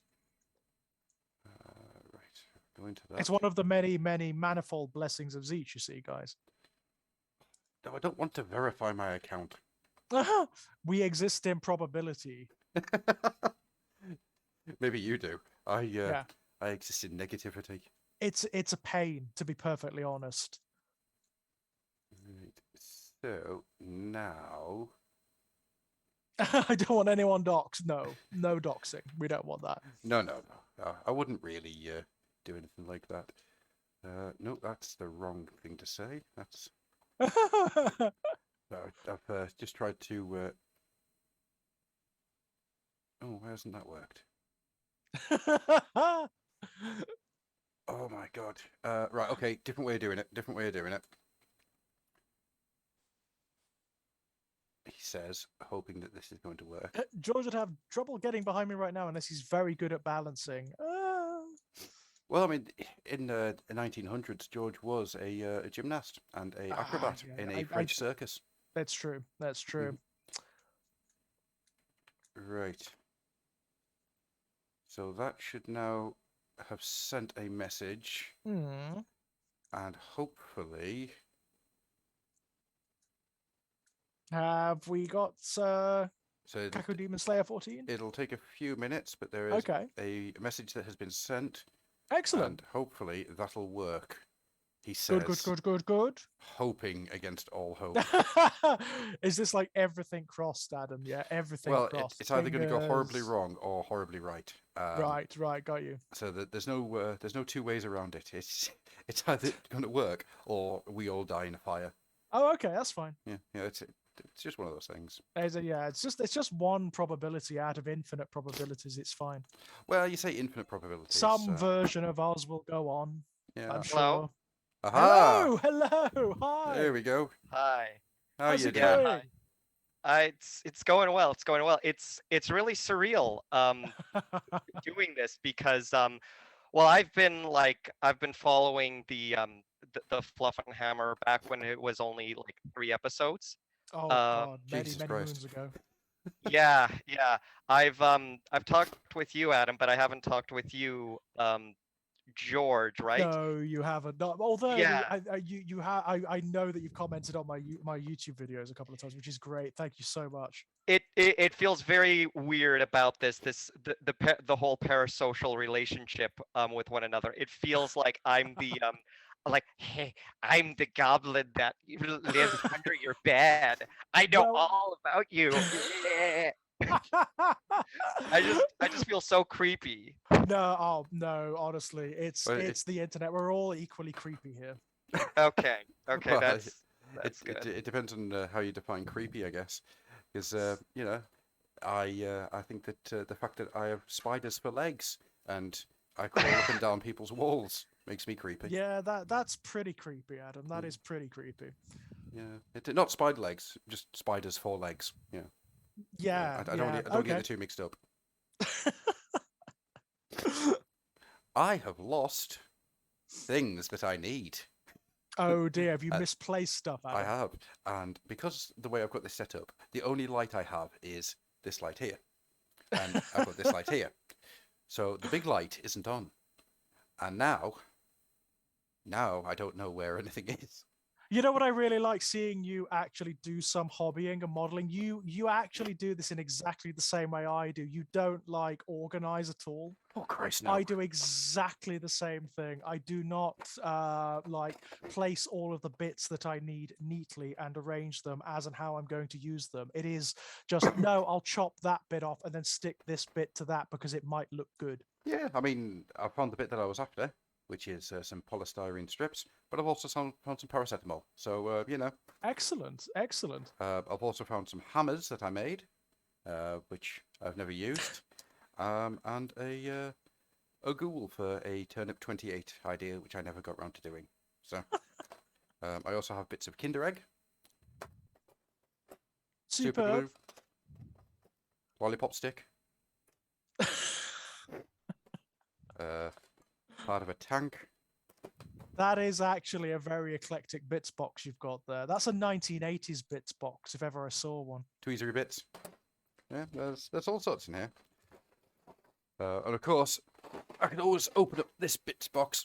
So, you know how everyone's got a folder on the computer that says Yeah. to sort or to manage or to fix? I or- don't have that. I just have stuff scattered like across my desktop. It is just a mess. So this here, this Imperial box set, which I don't. I'll just pull the camera back a bit. So this Imperial ammunition box Oh wow, is that's my- lovely. to sort bits box. Oh wow. That's lovely. It's very cool, isn't it? And then you open it. Yeah, then you open it and it's just all sorts. I mean, Savage Orc shields, flock, a Boar Centaur Chaos Dwarf, which I never finished, snakes, a bed, Blood Bowl bits, Okay. dice, a tiny dwarf that's like sitting there with his hands over his ears. Bits of Fair Nightbond. enough. Yeah, there's all sorts of there. Oh no, hammer, many bases. It's- That is a proper bits box, is that? I do have like things set up in actual bits box bits as well. Mm-hmm. So I mean, if I just knock everything out the way here, see, Yes, an Think- organized hobbyist I Yeah. am not. organized things. It's just that the organized things is about 20% of the bits box parts, and the disorganized things is 90%. I realise there's a 10%. Fun. I mean, the fun is when you come to do a specific project, of course, because I know, for example, that at some point not very far from now, I'm going to have to locate wherever I've placed Magnus the Red's head. That's a concerning sentence. It is, isn't it? It's out there somewhere, Mm-hmm. floating around the many, many bits boxes that are upstairs. Where? I don't know. No, it's somewhere. Somewhere. And indeed, in what condition it's going to be in when I find it again. Mm-hmm. I feel very strange. I hope you guys can hear me. I feel very strange Uh, because I kind of was like, oh, like I was just kind of begging, oh, I really want to be on the stream. I really want to be on the stream, and then I get on the stream and I don't say anything. no, It's don't all right. worry about it. I have a tendency of just talking, so don't worry about it. Likewise, likewise. If you know, if you want to say or interrupt us, please do, because we'll talk a blue streak otherwise. Well, Absolutely. I guess so, but like I don't know. I feel very self-conscious because I'm kind of like that too. So I just kind of I tend to kind of like shut up because it was like when I was very like young, I felt like, oh, I'm talking so much. So if someone wanted to say something, I'll just, stop Yeah, and let I them know the say. feeling. Know Yeah, the feeling very well. yeah. I just well, I want everyone to kind of like I wanted everyone to have sort of their kind of like say be able to kind of get a word in edgewise with everyone, and I was very much kind of the talker. I was very much the loud guy in the room, so hmm I was trying to be considerate to like other people, but it's also the fact that I'm not actually in I'm not actually on the very much miniature range of the hobby. I'm into more the books, the general kind of Ah, fandom right the here. fluff. Yeah, I'm a fluff person, not like not a crunch and hammer. I'm The, not. I the, don't follow the crunch and hammer. the term. Now, does it exist? Is there a crunch and hammer out there? I Someone don't know. Google. Someone Google. Someone has to do it if there isn't, and they need to be our rival show. Well, I kind of had this joke. I don't know, about with the idea of Adam. Like Adam and I were kind of discussing me getting on the kind of like Fluff and Hammer a bit the official kind of Fluff and Hammer and getting a conversation there, Uh-huh. and I was kind of thinking of well doing this little bit kind of like there, and I can like reveal that kind of bit, like ask Adam if he would like me to kind of do the starting bit for him instead of him usually doing that. I would have asked him, and well, I could try to do the bit Hit me with your um rhythm okay. bit. Okay, well, do you want me to do it now, or if like if I am kind of going on Fluff and Hammer the future date, I might Well, like. we'll get you on the show at some point. Yeah, absolutely. But Oh, I'm okay, intrigued Yeah, now. I'm intrigued, and I want to know. yeah.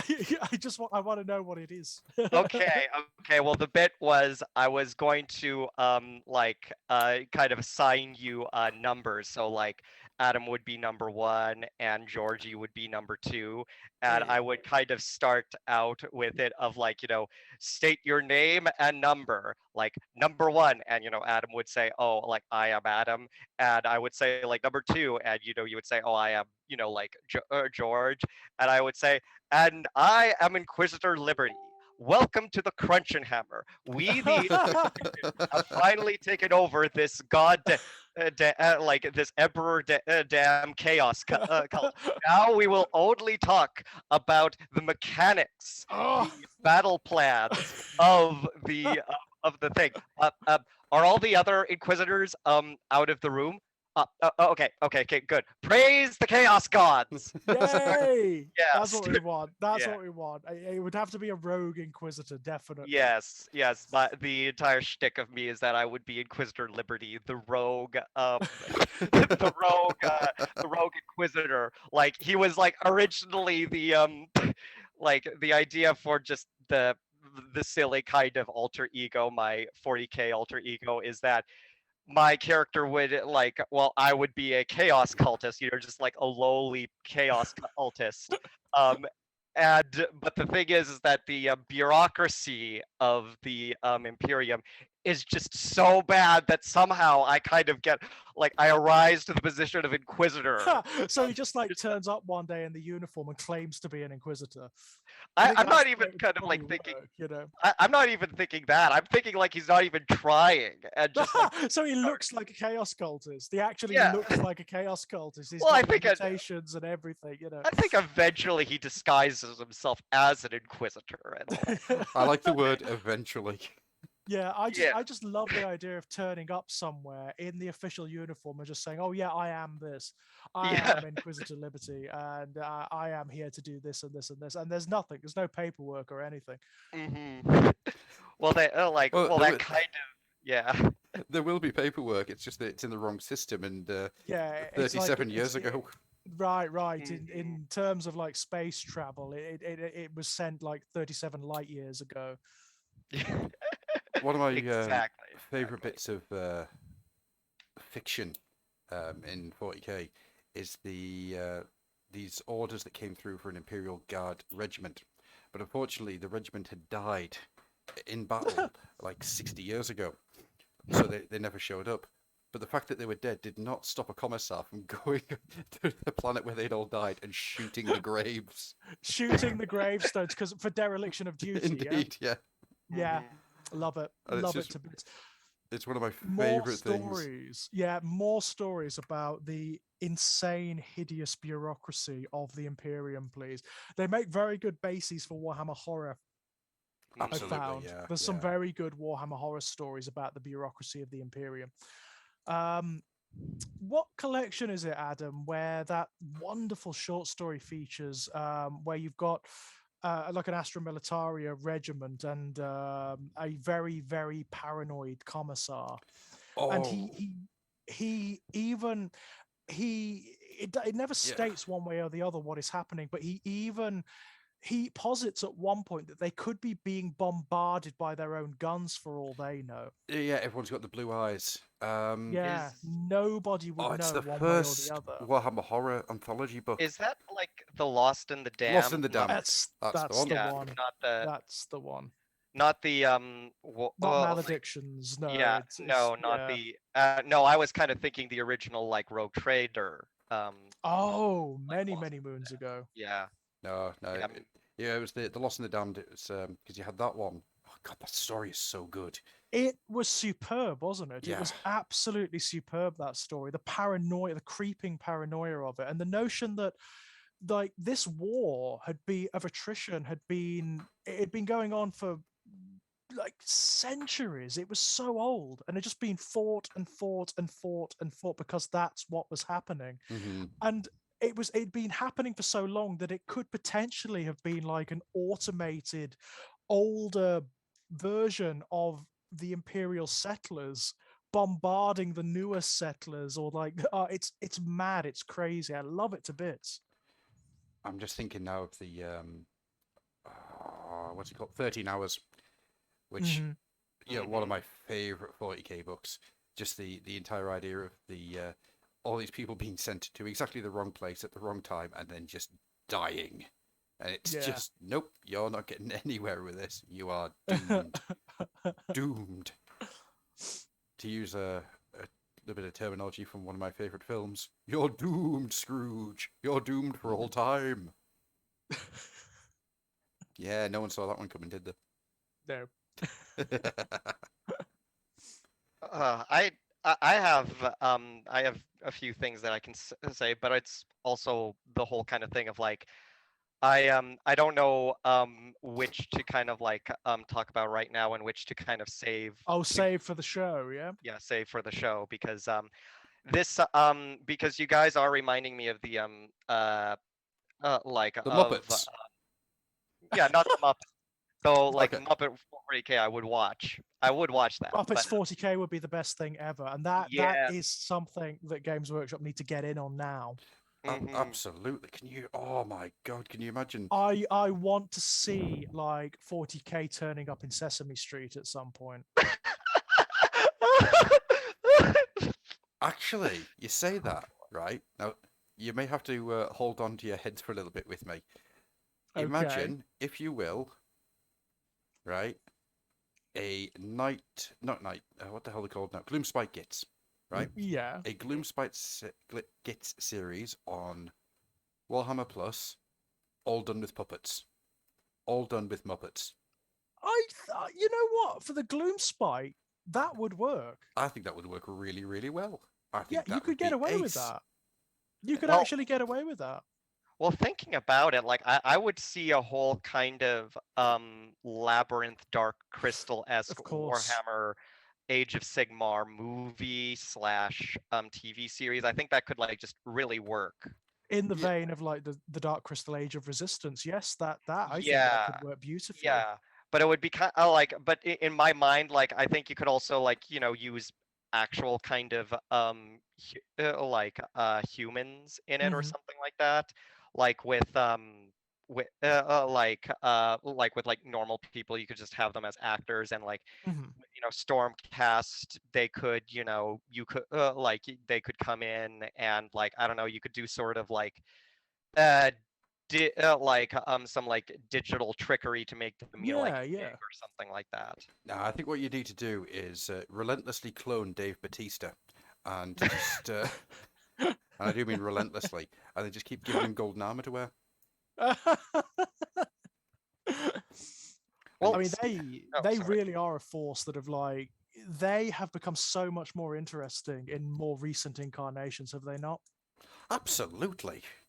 The Stormcast, I mean, they they never interested me. They really didn't in their early incarnations, but now that they've done work to characterize them and make them fascinating, on a character level, I just love them to bits.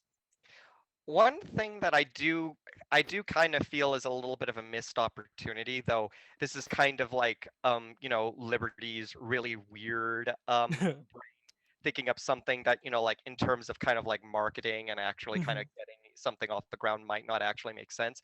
But in my kind of like I had kind of a similar idea with the Stormcast are very similar to me of like they're based on, at least to me, I kind of think they were based on in the Inherjar. I'm probably mispronouncing that, of like Old Norse mythology, like the souls of the greatest warriors Hmm. that like the gods take their Valkyries. Well, I had this idea once upon a time for the Inheriar of, well, like every time you depict the Inheriar, it feels to me in pop culture it's always, well, a whole bunch of Norse guys, and like that's fine and makes kind of sense, but I kind of am thinking, well, wait a minute, it's the souls of all of humanity's greatest warriors. Hmm. So like my kind of idea is that it would be just this huge, gigantically diverse kind of cast of warriors. Like you would have like warriors from all time, Cultures. yeah, from all cultures, from all Yeah.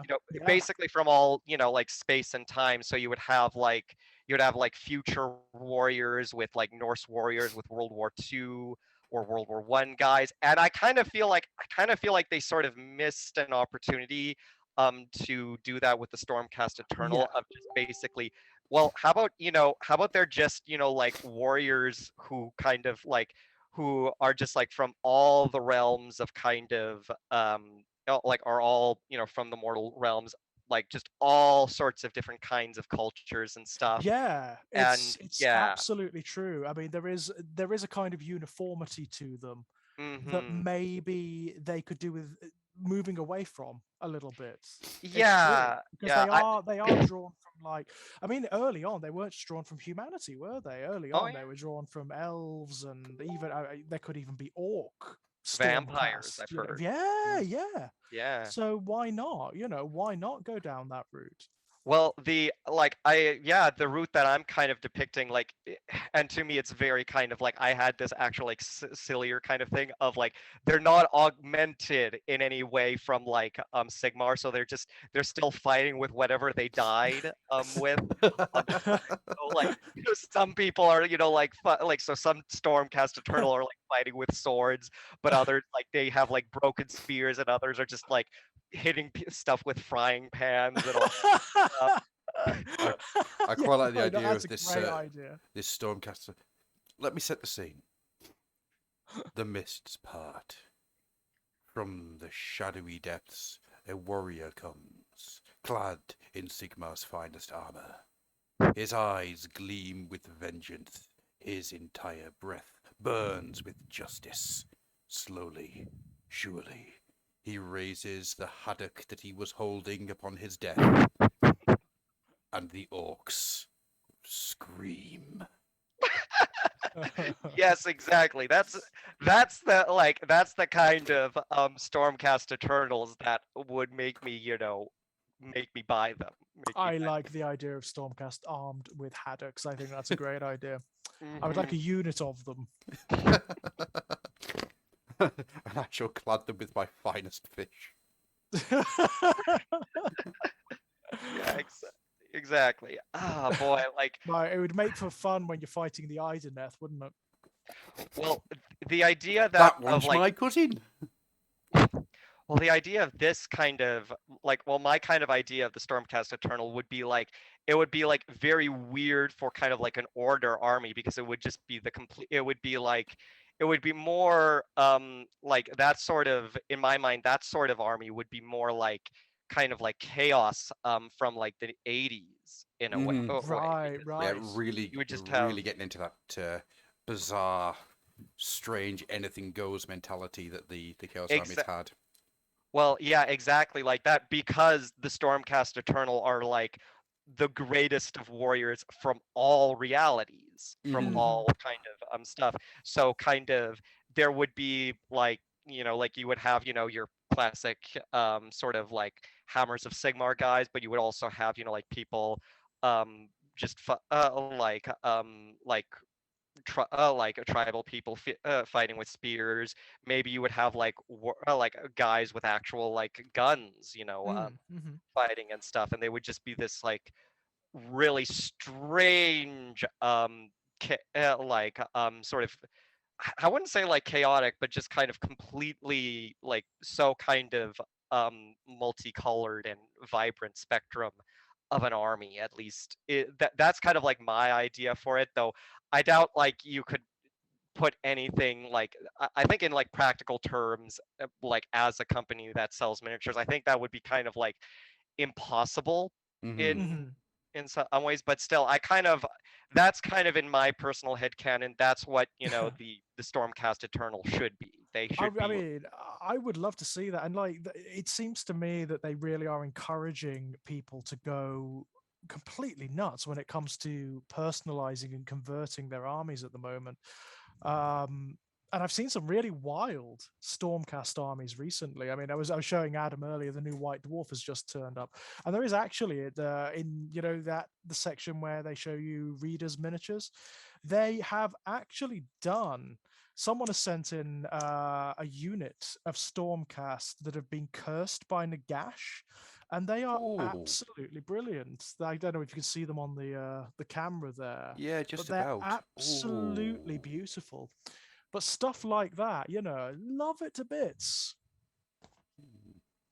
Sorry, I've just looked down and seen that thing that Cassius was saying about you balancing, and I just remembered that I made you into a French acrobat in the 1900s, and that's going to amuse me for days.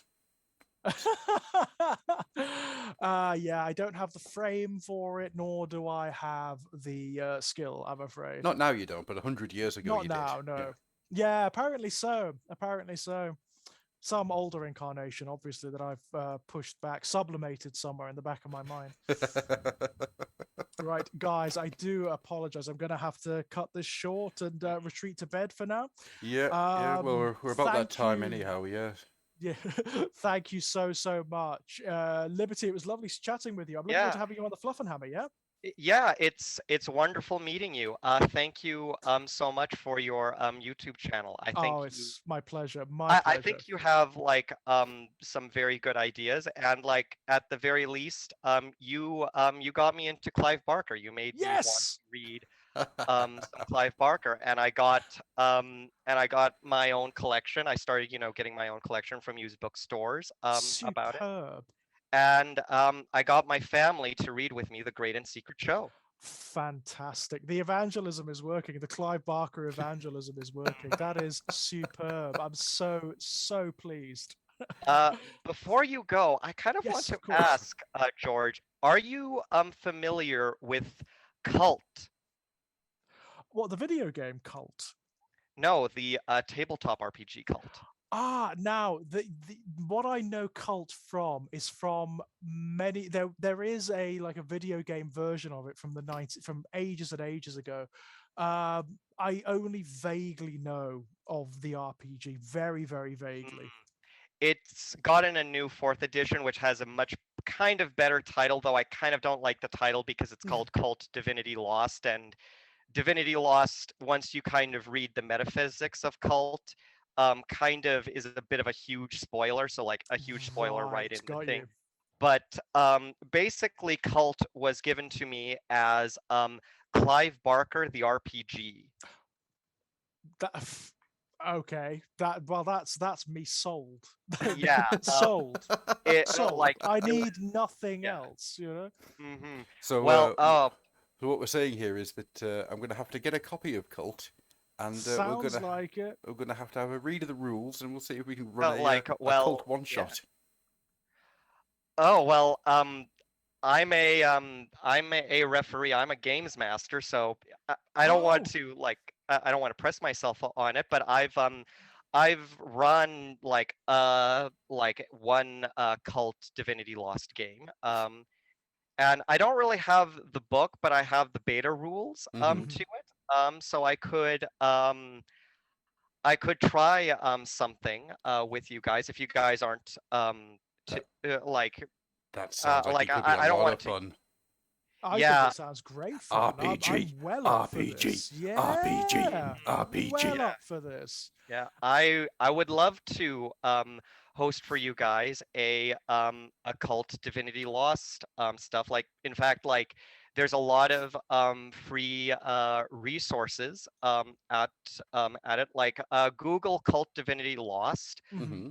and you'll get and you'll get and you'll get their website. And on their website, they've got like half a dozen free scenarios, and I That's could cool. do it, and they're very interesting. They're also they're very adult. I mean, they're very like Clive Barker. The setting, Fine by me. yeah, the setting, like, well, the setting is essentially I'm trying to like describe it. It's basically imagine They Live, but They Live also included like also shared the same universe with Nightbreed and Hellraiser. Okay. Well, But this sounds superb. I mean, this sounds like, how have I not heard of this? You know, how have I not gotten into this before? I'm amazed at like what is like like what is the universe? Like George should be all over this this stuff. I would like so I don't I don't know, but definitely at the very least definitely look up some Cult. Yeah. Oh yeah. well, this is a rabbit hole. This is something like I'm supposed to be going to bed, and I'm gonna get off this and go and have a look. Obviously. I would Obviously. I would also highly recommend the first edition of Cult. Mhm. I actually like the first edition of Cult a little bit better because of various for various reasons. I feel like it just kind of does stuff a little bit better in the way of like it gives you less kind of frame and context Yeah. for the information. So it's very much more kind of like, oh, do what you like with it. Yes. Yeah. It's a bit more open than Yeah, it's a later little bit more. incarnations. Yeah, it's a bit more open than later incarnations, and also it. I don't know exactly about it, but it has that kind of early '90s thing about it that makes it like a little bit which makes it a little bit I don't want to say like pulpier, but kind of Mhm. has this very sort of 1980s horror paperback sort of Got you. Yeah, angle I'm with to it you. that I'm with you. while the Cult Divinity Lost kind of thing doesn't really have that. And like I'm not saying that like, oh well, that's like bad. It's just nec- different. Yeah, it's it's just it's a different. different appeal. Yeah. Yeah, it's just a bit of a like I kind of like the more sort of 80s trashy horror paperback Yeah, yeah. thing much better. And And as a basis for an RPG experience, that sounds wonderful. yeah, and I guess kind of like my only other criticism about it is that and I'm kind of talking about both both RPGs. The RPGs are made. These RPGs are made in Sweden, and I don't know how kind of things work with Sweden, but it does tackle kind of real life topics like real life religions and stuff. Mhm. To me, and it depends like and your tolerance for that may kind of vary because I feel like it's a not quite a bit accurate with uh with its depictions of all the stuff. With the 90s version of it, it just kind of feels more like kind of sort of 90s ignorance and Mhm. stuff. While the 2016 Cult Divinity Lost, it does come across as well. There's no malice in it. Mhm. Like I don't want to kind of start kind of A war that between stuff. us and the publishers of Cult. Yeah, no. I don't want that. I sense no malice, and I get what they going for, but it's sort of like, ooh, that's a Yeah. little bit ungraceful. But then again, Yeah. when you kind of read it and kind of do start kind of doing it, it's sort of like, how can you not exactly be um un how can you not exactly be not insulting? I don't exactly Mhm. know Yeah. why, because the entire premise is very like the entire premise of the metaphysics is very it is inspired by Got you. Gnosticism, and Right. it's very Interesting. it's a very big kind of middle finger to a lot of sort of organized religion, I was and going to it's say, so I imagine organized religion, if it's Gnostic, comes in for a bit of a kick oh in, yeah, yeah, presumably. and it's also made by it's also made by anarchists. The original publishers, the original Right. writers were anarchists, and it definitely kind of has this very anarchist-esque point of That view. doesn't really surprise me. I mean, the Yeah. like the real life overlap between anarchism and Gnosticism is Mhm. it's quite profound. The Yeah. Venn diagram there is basically an overlap. Yeah. So Um, yeah, that makes sense to me. I would, with the first edition, I would recommend trying to find at least a PDF copy which you can read of Cult Legions of Darkness. Legions of Uh, Darkness. yeah, Okay. Legions of Darkness. That's Is- that is like my favorite kind of cult book because it's Mhm. just kind of it goes into basically it basically describes all the gods in Mhm. that version's Cthulhu mythos. And Okay. Right. yeah, Okay. and it basically kind of gives you, here is this deity. Here's how they kind of work within the whole kind of system of metaphysics. And here's some of their followers, and here's like a temple to them where horrific things are happening. Go nuts! It basically, Literally, yeah, literally. This sounds superb. Why do I Mhm. have a horrible feeling I'm going to be like searching for books on this and buying lots of them? Well, Oh, welcome to the Colton Hammer, the Yeah. only show that does nothing but cult. As long as it's not done by Well, White Wolf Publishing, we're all right. mhm. Well, Well, guys, I'm going to have to skedaddle Yeah, now. we're about that time, Thank so you. I mean, I gotta skedaddle as well, and all that. But oh, this has been a dream talking to you No, it's been guys. a pleasure. Thank you so much. And Yes. Mhm. definitely, the cult sounds great. I'm going to go and have a Yes. look at Yes, please. that. you've sent him Please. down a rabbit hole now, Liberty. That's You it. have. You've opened it Mhm. up, and now, oh no. Yeah. Oh, yeah. Well, I have literally told you, hey, did you know that the lament configuration exists? Yeah, right, I've right. done So, that. I've done that. damn it. And next I am time- the kind of guy, if it did, would use it. You know, I'm just that kind of Mhm. guy. Next Yeah. time we see George, you'll have no skin. Yeah, afraid so. Afraid so. Anyway, Before- thank you so much, guys. Yes. I'm gonna sign out. Okay. Yeah, no worries. I will just Thank quickly you. think finish I'll- off. Lovely speaking to you, Liberty. Looking forward to having you on Mhm. the Yeah. show. Yeah. As I said, this is a dream come true. Dream come Aw. true. hmm Well, I apologize for disappointing on every opportunity. You you haven't disappointed me, Adam. You're fantastic. You're fantastic.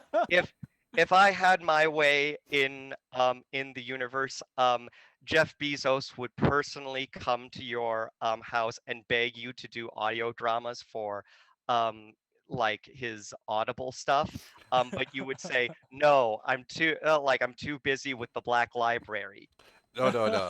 What you've missed God, out there look at is, I'll do it, but first you must wear this squirrel suit, Jeff. Yeah. Now you're wearing the squirrel suit.